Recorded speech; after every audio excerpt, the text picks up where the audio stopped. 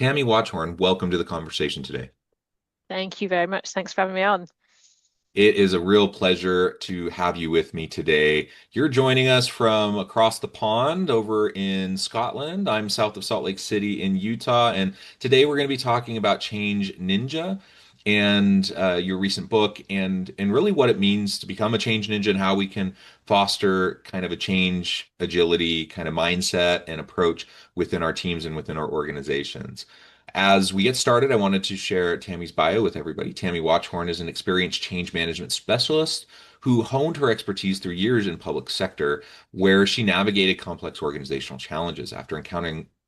After encountering numerous obstacles to innovation, she developed a strategic approach to change management that she calls the Change Ninja methodology, focusing on subtle, effective techniques that eliminate barriers and resistance. As the author of the Change Ninja Handbook, Tammy offers a unique gamified approach to change management, helping professionals overcome workplace resistance through practical, often humorous strategies. I could go on, but I'm going to pause there. Tammy, anything you would like to highlight by way of your background or personal context before we dive on in? Not really, other than, I've got the scars, the t-shirt, I made the mistakes, so you don't have to, which is Mm. captured in the both of the books. So Yeah, absolutely. There's just so much to be learned through doing, and you have the bruises to show for it, and there's always the ups and the downs, and resilience is, I think, the name of the game, and in change management, it definitely is.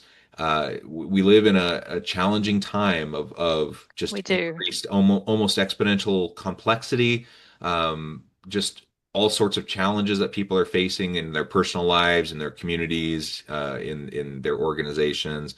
We have geopolitical, socioeconomic disruption, technological disruption. All these things just lead to the need for us to become change ninjas, to be agile, and to be, really just effective in how we approach change management. Kind of, you know, change management of the previous generation isn't going to do it No, for it's today's not. organization. So I'm excited Yeah. to unpack this with you. So why don't you start by just sharing your perspective on like why this book, why now? Like why did you write this book? And then we can get it more into what it means to be a change ninja. Yeah, so as I say, I got the t-shirt, the scars, I made the mistakes, and I had an awful lot of really funny stories. I thought they were funny stories around trying to lead change, and mostly at my expense, me getting it wrong. Um, and Funny now there, to look back on, but maybe not funny at the yeah, time. not funny at the time. And I didn't know what to do with them. There are so many books out there. Who's got time to read books anymore? But most of the books on change are theoretical. They're written by, Yeah. the Cotter books. They're great, but he wrote them somewhere in an ivory tower. He's not worked in a big industry full of people who just keep saying no. So we don't, those books are good for learning, but implementing them really hard. Time for reading, it's a bit of a challenge. So I turned the stories into a choose your own adventure book. I don't know if you remember choose your own adventure stories, I do. but I you get to do. make the decisions. So, Yeah. here's a tale. Your boss has just asked you to do this. What are you going to do next? So you get to decide what happens next. And with each outcome, there's some learning. There's a right way and possibly a less right way, but you'll learn from that because you'll recognize that that's what you would do. So not only is it kind of quite light-hearted, story-based, gamified, but you'll get real learning from using the tools because it'll be a scenario that you will already be familiar with. And when you kind of apply that insight to your real world, you're much more likely to do something different the next day. So it has almost an instant impact. And because of the way it's written, you can read it in over a weekend. It's quite fun to read. It's not drowning in theory and references and all of that. So, and it seems to have just had a huge impact because of that, because it is more human. And the whole ninja approach is about being more human and approaching people as human beings and not as widgets in a machine to get some change done. So it seems to work. Yeah. Well, I love the approach. I love the gamified story-based approach because, like you said, there's not a shortage of theoretical change management books out there, framework-based books out there. Really great books, by the way. Like, and great, Yeah. great frameworks, great approaches. But yeah, where the rubber meets the road, that's where it really matters. And we all know, anyone who's actually done change management within organizations, we all know um, that the ideal almost never happens. And Mm. you don't have buy-in from top leadership the way you want. You have resistance down the pipeline. You have organizational politics that get in the way. You have breakdowns in communication strategies. Like you have all these different things that erode trust, that erode the effectiveness of the change. And it's an art and a science to be Yeah, able to be effective at it. And that's the challenge with the theoretical or even the framework based approaches, like a ProSci or whatever. I love ProSci. I love their approach to change management. But the on the other hand, the reality is you almost never get the chance to navigate change in that way, in that systematic way. yeah, Yeah, because yeah, humans are messy. humans. Yeah, We're human. We're human. And because of that, it just introduces all these different variables that you can't plan to account for, in yeah, advance. The more scars you have, the more experience you have, you start to see those types of things, and you can try to plan and strategize around them a bit, but you also just have to be in the moment. You have to be present, and you have to yeah. be agile with it, and you can't just assume, if I follow this playbook that I have followed at the last five organizations, it's going to work the same way. I hate to break it to you, but it's probably not It's going to not. work the same way. It's not. And that, so my whole approach is that being prepared and understanding all of that before you start. I don't know. Do you know the game Whack-A-Mole Yeah, that you get in the absolutely. fairgrounds? When I do the training, I say it's like Whack-A-Mole. It's not about when do I apply this and what order do I apply it. It's about being ready to whack the moles that are the blockers and the resistors and the complainers, and just be ready to approach them in a very different way when they pop up. So you can persuade them and get them on board really, really quickly and shift their thinking towards the change really, really quickly without the battles. And that's why it's ninja, because they don't notice you're doing it. And there is no grand plan, there is no framework, there is no playbook to follow. But it is, I hate the term having a toolkit, but it is like having, okay, these are the 10 scenarios that I could face. And typically there's only 10 types of reactions people will have. I say there's 10 types of people in change, and we're all of them some of the time. But Mhm. if you know how to deal with each of those 10 personas, you can do anything. And it works Mhm. at home as well as, you can deal with the kids and the hubby or the wife and all of that because it is all there's only so many ways people will react to something. And you Yeah, can yeah. nip it if you know how to deal with it, then you can shift it really quickly before it escalates. Yeah, and we're not talking manipulation. We're just talking No, proactive human to human interaction, right? Like just how to be effective in your communication, in your interpersonal dynamics, and yeah, how to redirect things when they start to derail, right? Because yeah, we've all been yeah, there. And you mentioned, like, whether it's with a spouse or a kid, or whether it's at work with a boss, or with someone who reports to you. Like, we've all been there. We've all seen those things happen, and just being able to approach them in a healthy, human way is just really important. yeah, yeah. Yeah. Well, And I let's always let's go. say, Oh, go ahead. so I would just say it starts with you. So it's not about manipulating them. It's about you understanding that they are coming at this from that angle for a reason and understanding that. So you've kind of got a bit of empathy with it, which again, it's not manipulating them to change, but it's once you have that understanding, your reaction and response to them will shift. And Yeah. that can really help them shift because you're not going into battle. You're not reacting to their reaction. So it does start with you kind of understanding yourself a little bit more and how you can shift first. Yeah, you show up differently to those Yeah, conversations. And people, if you show up combative, other people are going to be combative. Their walls are going to go up. So de-escalation and like managing all that is really important. Well, great. yeah. Let's go through those personas, if you don't mind. I'd love to talk through that a little bit. We don't need to necessarily go through all of them, but maybe select some examples and we can talk through it. So I think first you've got your big cheese, your boss, who makes decisions regardless. Hmm. So how do you, a lot of people think managing change is managing down the way. Quite often you have to manage up the way. Yeah, So absolutely. how do you manage your interactions with your boss? Because we quite often don't think of them as being human beings because they earn more But they money than are. us and make decisions. But they've got stuff going on at home and, you don't know what they're going through. So thinking about how will you approach them differently to Hmm. get what you need from them. And I think we find it easier to to complain about the boss, but actually, how do we shift so that we're delivering what they need in a way that suits us? So I think that's a relationship. There's probably in every organization, there are some senior decision makers who don't make decisions. Hmm. They've got there, they don't want to rock the boat, they don't actually want to do anything. So how do you get them making the decisions that you need, but them thinking it was their decision to make? Hmm. And I think again, another managing up the way, but they will absolutely block, the big IT guy, the finance lady, all the people that are holding the purse strings and the decisions on whether your change goes ahead or not. If you can get them to think that what you're doing was their idea, they're going to be behind it and become advocates. So how do you make sure you manage that relationship?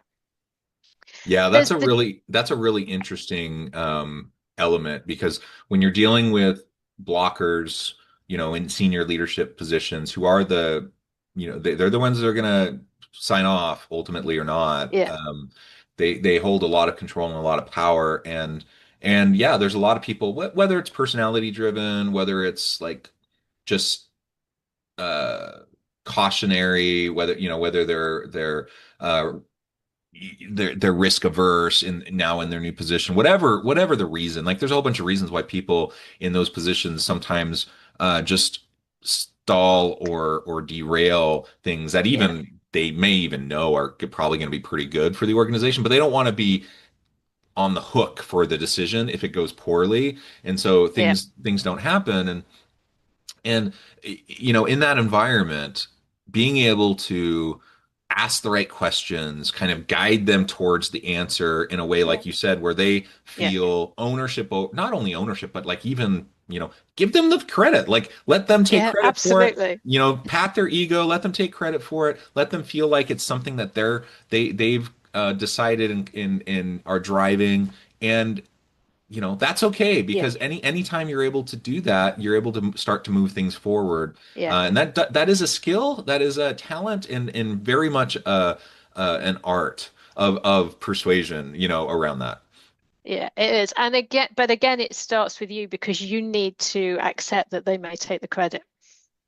And Yes, and they probably that can be will. really hard. They But probably will. Yeah. they will. But if your change is the right change and you want it to happen, so again, it's kind of starting with you knowing that you might need to let that go, knowing that you might need to have conversations with people you really don't like very much or respect. But they're blocking it because they either just want an easy life and they'll say yes without doing the thing and then they'll run away, or they think, they've got the ego, they've been there, they've done that, they're not interested in the change. So trying to understand that, those blockers can form two or three different personas. So what is it? And sometimes it's fear. Again, they're at a senior part of their growth in the organization. They've perhaps got a few years left. They don't want to rock the boat with anything new and fancy. So you need to get them thinking this is going to be their legacy rather than this is going to Hmm. be potentially the thing they leave with tail between the legs. So it's understand. So you have to really get inside their minds to know how to approach them because there'll be multiple reasons why they're blocking. Well, and that I comes think you've back to your. then got the general fear. Yeah. Oh, if I can just comment real Sorry. quick, that comes back to what you were saying earlier about the empathy, right?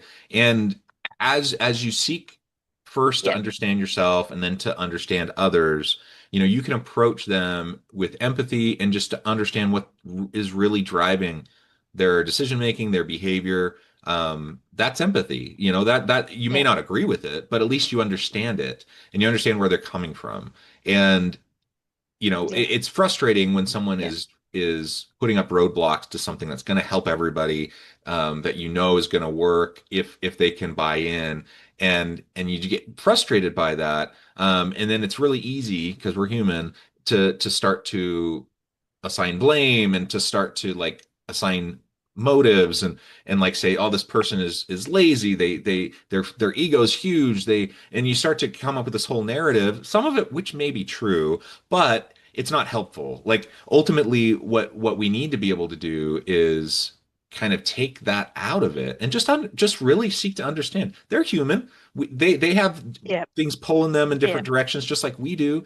And it's not nefarious. Usually it's not them waking up in the morning thinking, how am I going to derail John today and make his life horrible and miserable? I Yes. suppose that Yeah. could happen, but most of the time that's not what's going on at all, right? And so just trying to really understand Yeah. where they're coming from and having that empathy is really just key.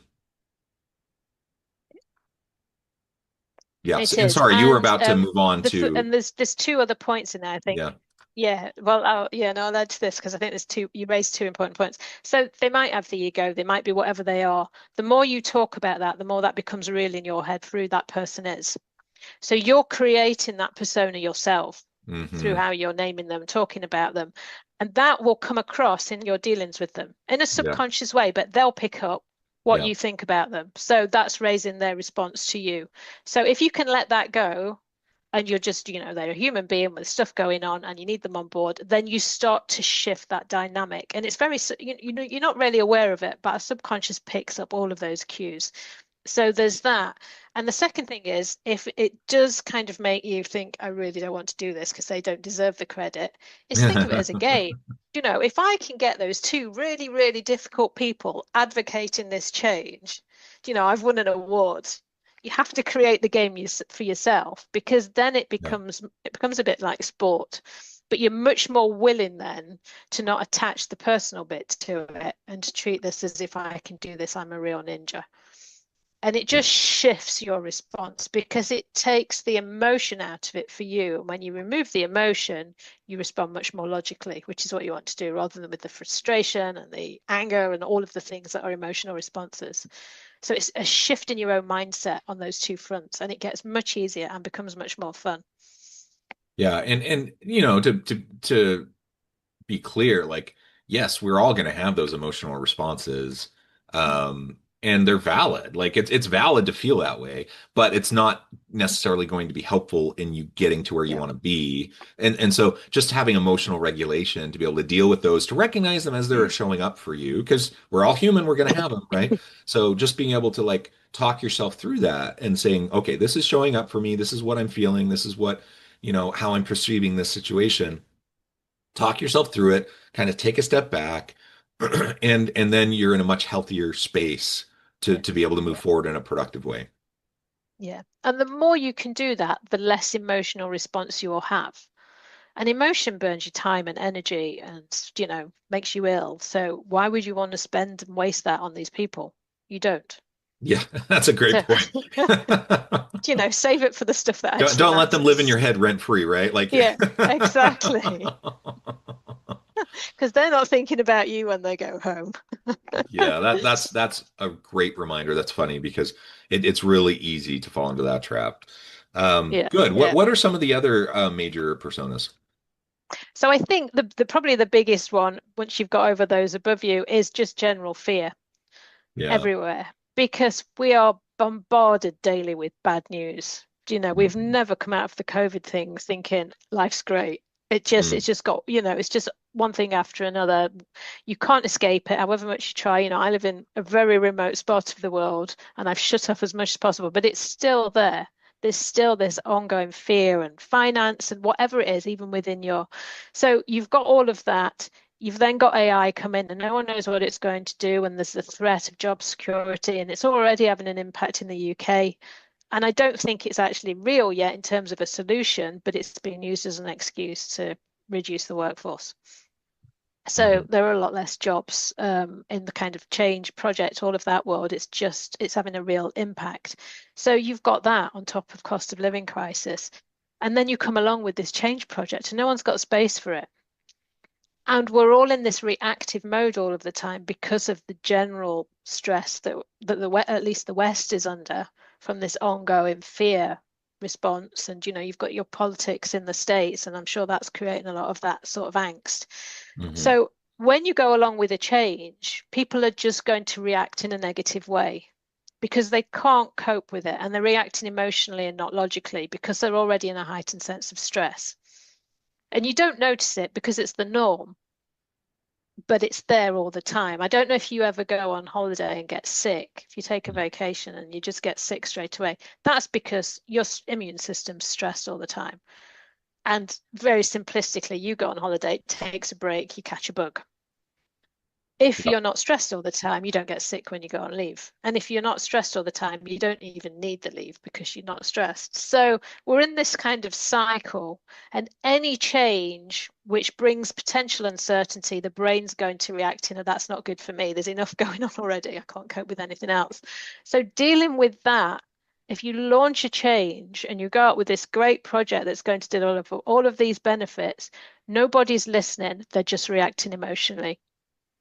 So you need to think about that before you go anywhere near an announcement. You need to think how it's going to be perceived by all the different groups of people. How is it going to fix a problem that they have that means they'll want to do the change?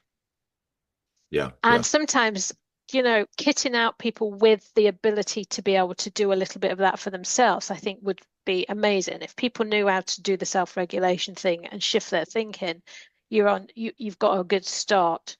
But we don't do that in organizations because people don't spend money on human stuff. It doesn't sound as good as AI, does it?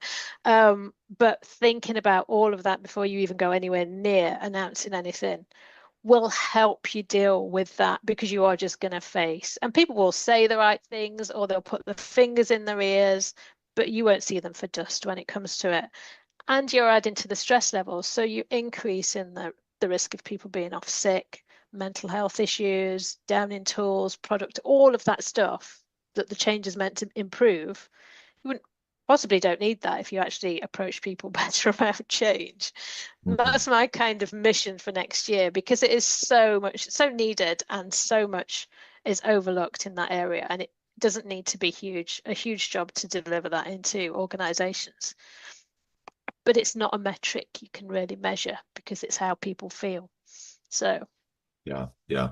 No, this is great stuff, and I think I absolutely agree with your approach and your philosophy, and I think um, we can make change management into this really complicated mm, um it is an art and a science, and there's lots of research behind it, and there are great frameworks, and there's all these different things, but we can, in the reality where the rubber meets the road, I don't think it's rocket science, no, but it is really hard.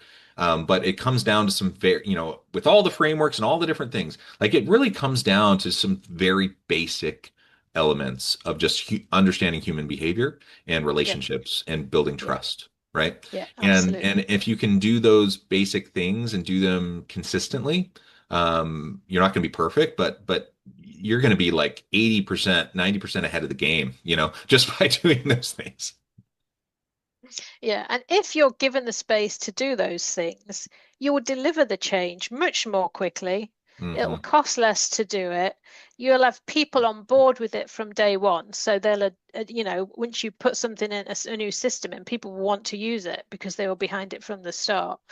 So it's I don't know if you know the tortoise and the hare story, the race that we used to get told Hmm. as a kid. It's like you need to be the tortoise.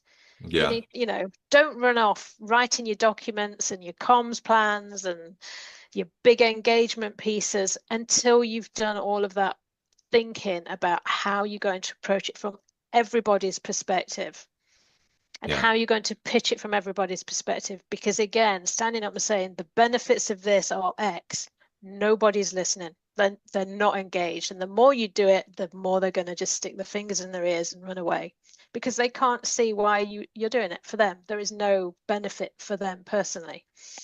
Yeah. Well, Tammy, this has just been such a great conversation. I know at the time I need to let you go here in a minute, but as we wrap up, I just wanted to give you a chance to share with the audience how they can connect with you, find out more about your work, where they can find your book, and then give us the final word for today.